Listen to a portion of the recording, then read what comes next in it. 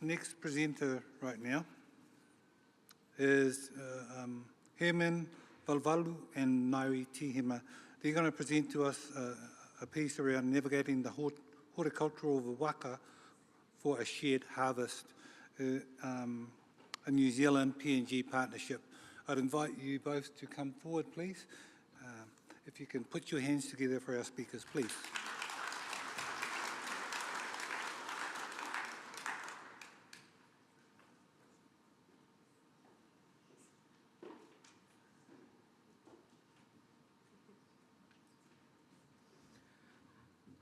Moina Ravian, avinun o geta, tēnā rā tātou katoa.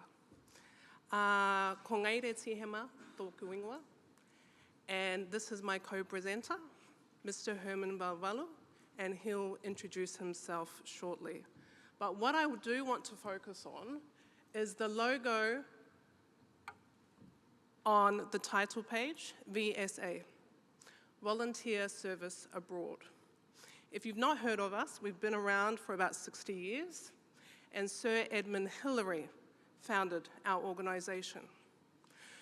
At the moment, we operate in 9 different countries, and what we do is we have skilled New Zealanders, so it's kind of the opposite to RSE, skilled New Zealanders who go over to the Pacific. So we are based in Timor-Leste, PNG and Bougainville, Solomon Islands, Vanuatu, Kiribati, Fiji, Samoa, Tonga, and Cook Islands. So I'll now pass it on to Mr. Herman to begin. Do you want me to start this? Thank you, Doctor. Good afternoon, everyone. My presentation will be a bit different. It will be fun. It will be a bit different from, it's a bit opposite. At the moment, New Zealanders are in Papua New Guinea, at the opposite way of RSE program. So I'd like to thank you, Doctor, for the opportunity. My presentation here is part of our working together with VSA. So it's an ongoing process. By the way, I'll give an introduction. My name is Herman Valvalu. My story, I'll just tell stories, and my presentation will be helped by, even though my wife is not here, she will be helping with the pictures I will be showing. Our success story is based on the principle of the triple Ps. We are navigating the horticulture waka. It's a canoe. Yes. Waka. So this is our story in the people helping people.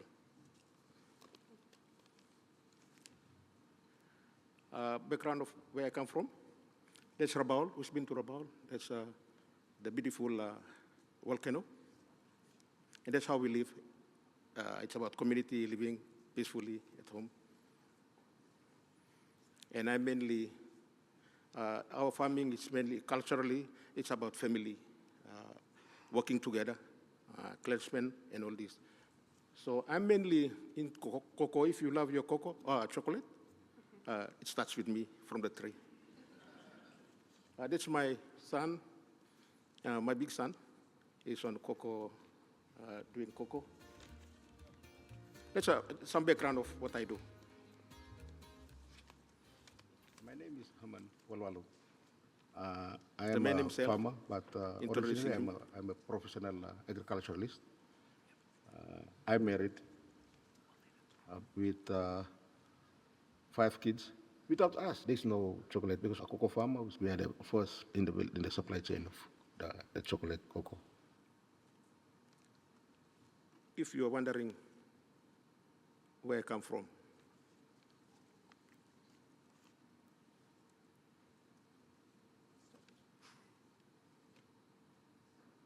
that's Papua New Guinea. That's a map of Papua New Guinea. That's a big country. And I'm from the New Guinea Islands, with the islands, New Guinea Islands, composed of some provinces. And I'll zoom down to my little place, Rabaul, especially Kokopo in the Sibutan province. Let us see the horticulture canoe, the waka. Our farming story is shaped by the 5 Ps I call the 5 Ps. It's about people, culturally. It's about working in a planet in relation to climate change, adapting to climate change. And also, we've got our produce, what can be grown in our area, and the potential for a possible partnership, and the opportunities. That's I call the 5 pedals of navigating the waka.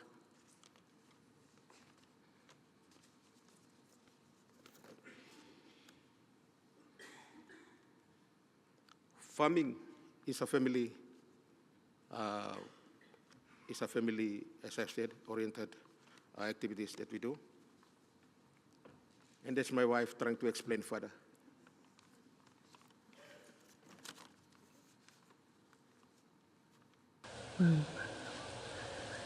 So we are trying to help other farmers so they can do the same thing we are doing here. It's farmer-to-farmer training, which is done by my husband. So he's introducing every cash crops, like cocoa, coconut, and even, I think I should say these vegetables are there, cash crop too. Because we can eat and we can also sell to get money. Because in here, there is no need for one to say that he's poor, because we have the land. So we need our good ends to till the soil, because out from there we can benefit ourselves. Our planet is changing. We face stronger storms, shifting rainfall, and these challenges makes us sustainable to venture into sustainable agricultural practices. Our produce.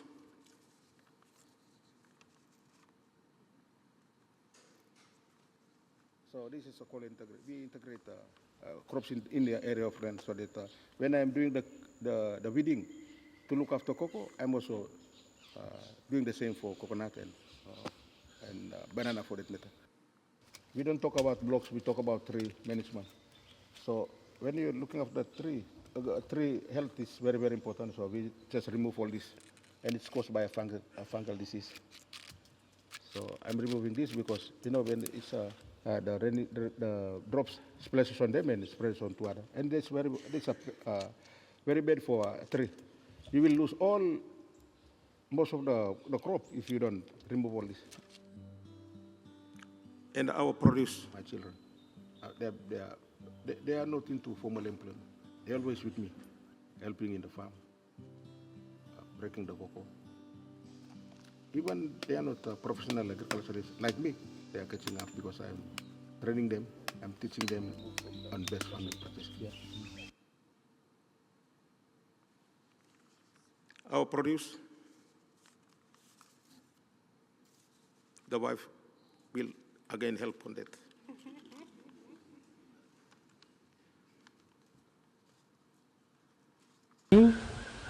So here we are doing integrated farm. We grow all sorts of vegetables here. So we have hibiscus, cabbages, tomatoes, capsicum, cassava, pawpaw, banana. So as you can see here in the farm, we also have coconuts planted in between the crops. And in between the coconut trees, we can also do farming. So we can grow vegetables and all this. So we have rice also planted here. So we have harvested rice last month, and it's still on the process of milling it. So we don't use fertilizer here. That's one thing. This is about organic farming. We use dry leaves or mulch to put it on the plot. So it stays there for about 3 weeks. After that, we do the planting. So we don't use fertilizer. And the cabbages grow very well. the potential. We see great potential in the off-season.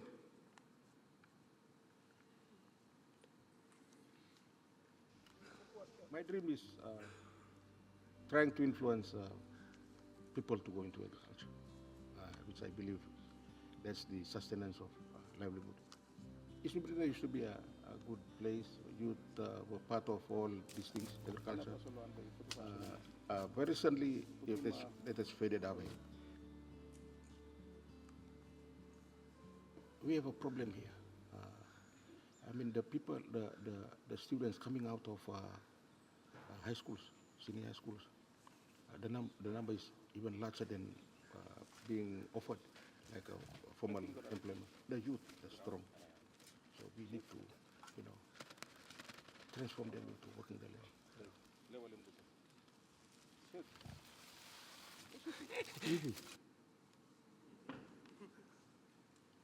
Those are my kids planting cocoa. I'll hand over to Doctor to go through the possible partnership that we would like to have New Zealanders in Papua New Guinea.